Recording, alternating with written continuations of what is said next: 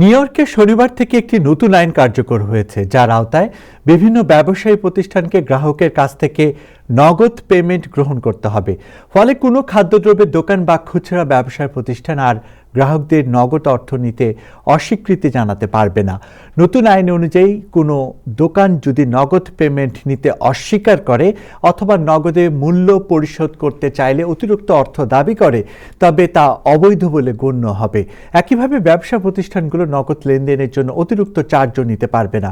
New ইয়র্কে attorney general Letitia James বলেছেন, new ইয়র্কবাসীর যে কোনো মাধ্যমে সেবা পাওয়ার অধিকার রয়েছে এবং কোনো ব্যবসা প্রতিষ্ঠান খাদ্য বা পোশাকের মতো মৌলিক প্রয়োজন মেটাতে নগদ গ্রহণে অস্বীকৃতি জানাতে পারবে না। এই লাইন লঙ্ঘন করলে প্রথমবারের মতো সর্বোচ্চ $1000 জরিমানা করা হবে।